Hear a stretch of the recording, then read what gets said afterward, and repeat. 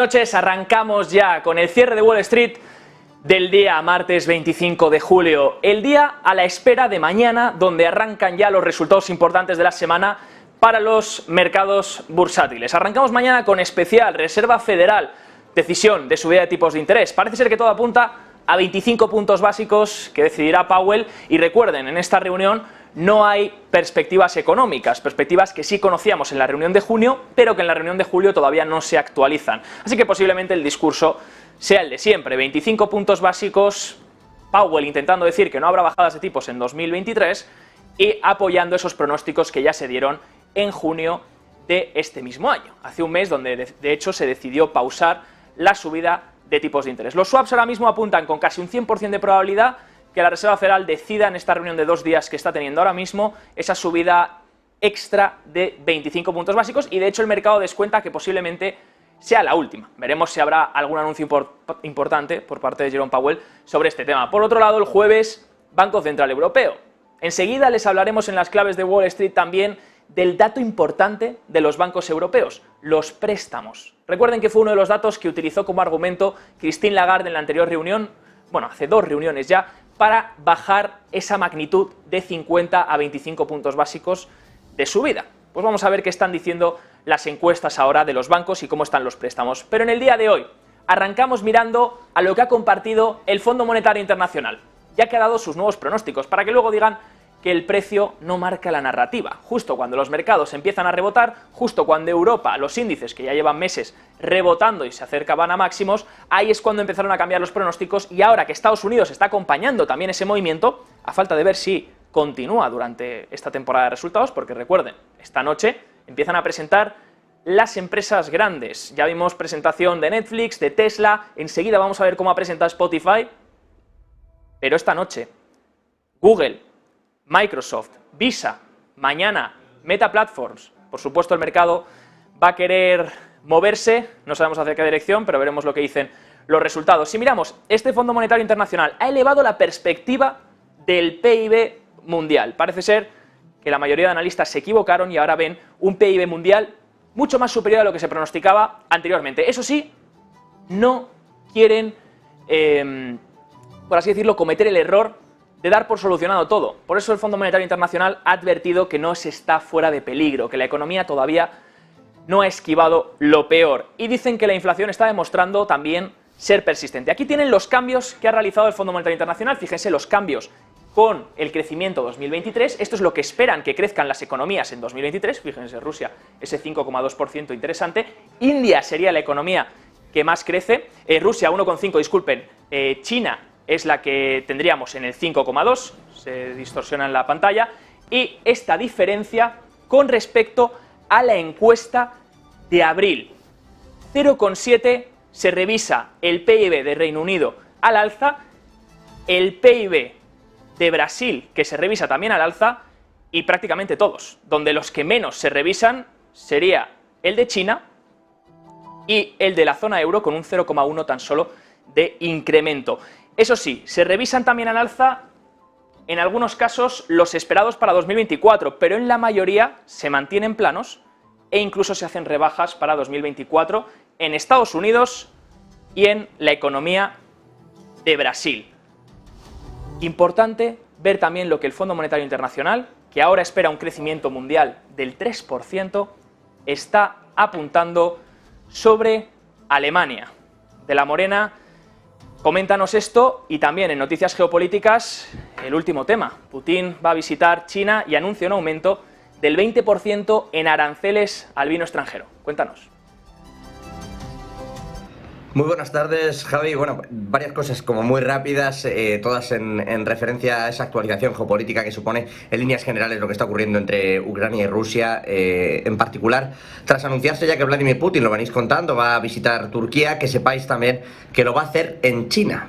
Visitará China en el próximo mes de octubre, lo ha confirmado directamente el asesor para asuntos internacionales de la presidencia de Rusia, Yuri Ushakov. Dice que hemos recibido una invitación y planeamos aceptarla, viajar a China en el próximo próximo mes de octubre. Todo esto en un día en el que se han intensificado los combates, particularmente en Odessa, donde bueno, pues se han arreciado los misiles rusos hasta destruir gran parte de la catedral, según denuncia el propio, bueno, según denuncian desde la propia catedral, los interventores, incluso también desde la propia archidiócesis, informan de que han destruido más de la mitad del techado de la catedral de Odessa. En líneas generales y más allá de esos avances que, bueno, pues cantan unos y otros en esa contraofensiva que sigue planeando sobre Ucrania, quizá hoy la noticia, más allá de esos ataques, de esos continuos combates también en particular en Odessa, esos bombardeos en realidad en Odessa, hoy la noticia pasa por el Reino Unido y la ONU. Además de que la ONU haya encontrado esas minas que les comentaba nuestra, o les va a comentar nuestra compañera, les ha comentado nuestra compañera Marta Vilar, bueno, pues además de esas minas encontradas por la ONU, hay un detalle importante que ha trasladado también la ONU, y es que Rishi Sunak, el premier británico, ha dejado allí en la ONU un recado de parte de la propia inteligencia británica en la que asegura que le tienen que trasladar, y así lo ha hecho la ONU, a Zelensky, a Ucrania, el hecho de que al parecer Rusia sí tendría la intención de atacar barcos no militares. No hablan tanto de que sean barcos cargados de civiles, sino barcos civiles, porque Rusia teme que no estén llenos de civiles. Y en ese sentido dice la inteligencia británica, dice Rishi Sunak, que sí que se pueden producir esos ataques dentro del Mar Negro tras el decaimiento, tras la caída del acuerdo del grano, la finalización de ese acuerdo, por el que la ONU ha vuelto a pedir, ha vuelto a velar y sigue intentando interceder de un lado a otro. El propio Rishi Sunak desde Reino Unido ha dicho que efectivamente ese acuerdo es conveniente y que lo ideal sería que el propio acuerdo siguiera adelante. En esa línea hay que recordar que Europa es el principal favorecido de la exportación de grano de Ucrania.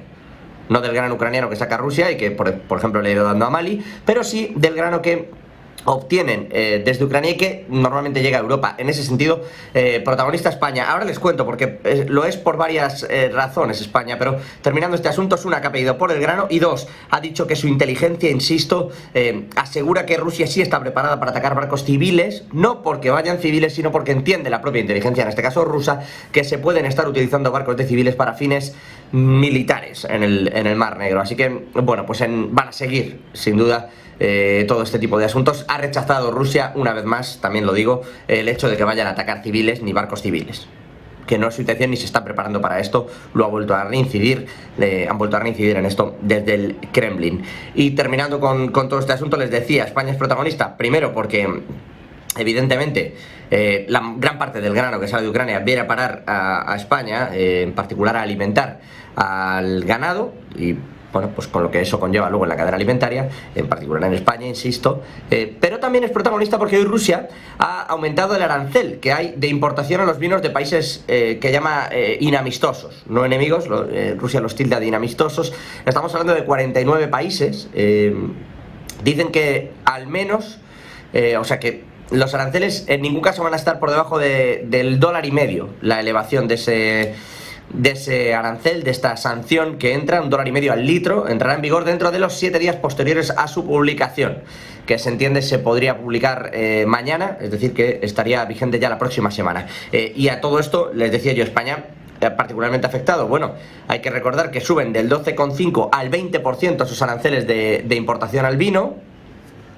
Por lo tanto, se encarece mucho el vino, cuesta más también para quienes lo van a enviar, evidentemente, convencer de que deben comprarse esos vinos y no otros, y sobre todo si no, supone una rebaja de precio. En este sentido, España, para que se hagan una idea, los últimos datos del sector son del 21, no del 22, pero maneja en el entorno de los 40 millones de intereses entre lo que iba a Rusia y lo que ha dejado de ir a Ucrania. Es decir, una suma. En lo que iba a Rusia es en el entorno de los 27 millones de euros lo que se está dejando el sector español en este sentido. En fin, insisto, todo esto en base a esa actualidad, además de lo que ya venís comentando a lo largo de todo el día en Negocios Televisión.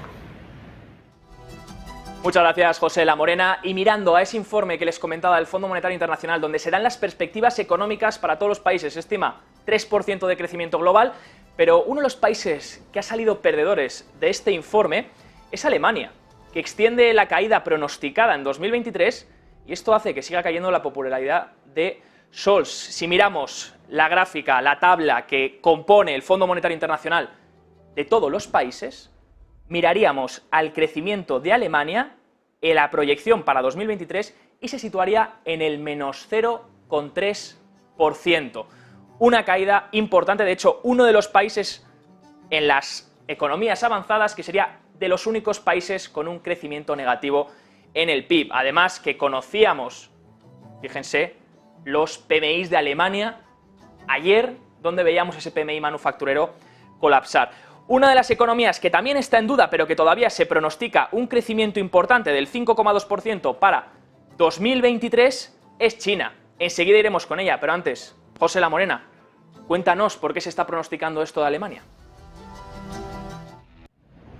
Buenas tardes. En lo económico y mirando esas perspectivas del Fondo Monetario Internacional, se han dicho muchas cosas y sé que vais a analizar esa parte de Estados Unidos, pero centrándonos en el crecimiento global y en concreto en la locomotora alemana, en la locomotora de Europa, hay muchas cosas que decir, muchas cosas que añadir. Pierre-Olivier Gourinchas, el economista jefe del Fondo Monetario Internacional, que en su momento pronosticaba un 3% de crecimiento global, ahora lo deja en el entorno del 2%. Dice, eso sí, que hay menos peligro de que el crecimiento mundial caiga al 2% o menos.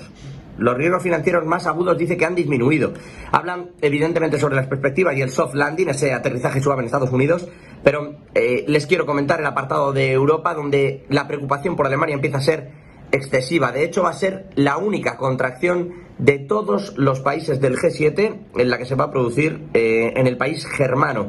La perspectiva de la economía mundial podría enfrentarse a una caída del 0,3%, pero la de la producción en Alemania ya está llevando a la recesión. De hecho, van a hacer el tercer trimestre en contracción. La caída alemana, según el propio Fondo Monetario Internacional, va a llegar al menos 0,5% este año. Es, insisto, el único país que va a caer hasta ese punto. Hay crecimiento de más del 1,5, un 1,7 para Estados Unidos, en ese entorno también del 1,6 para Canadá, Japón en el entorno del 1,5, Italia algo por encima del 1, Francia por encima del medio punto, del 0,5, 0,7, casi 0,8, y Reino Unido crecerá en el entorno entre el 0,3 y el 0,5%, pero Alemania tendrá una caída entre el 0,3 y el 0,5, caída, insisto, es decir, va a encadenar todo el año en contracción. Es importante porque la caída es muy fuerte para toda la economía germana y porque el cambio de modelo les está costando mucho dinero. De hecho, desde Alemania le suman estas perspectivas a la mala lectura del sentimiento empresarial este mes, que apunta a que la economía más grande de Europa todavía esté en recesión, insisto, confirmando esas teorías del propio Fondo Monetario Internacional. De hecho, la economía alemana está teniendo dificultades para salir de esa recesión. Si miramos al indicador de expectativas IFO, del que hemos hablado muchas veces, con sede en Múnich, sospechosos de alterar esos datos, cayó a 83,5 en julio desde 83,8. Es un poco más de lo que se estimaba en las distintas encuestas, pero la realidad es que está cayendo. Está en la primera recesión desde la pandemia, y eso que la pandemia fue una época rara. Podríamos hablar incluso de que las cifras son las de 2008. De hecho, si miramos la gráfica que tenemos al lado que acompaña todo esto, vemos la expectativa de negocio en Alemania, y las propias expectativas, la línea de expectativas está cayendo muchísimo, tanto por debajo de la balanza habitual, de los estándares habituales, como por debajo sobre todo del clima de negocios, y esto es preocupante porque que las expectativas estén por debajo de un clima que ya es de por sí un indicador que marca expectativa, lo que hacen ver es que claramente no esperan que para este segundo semestre del año Alemania mejore.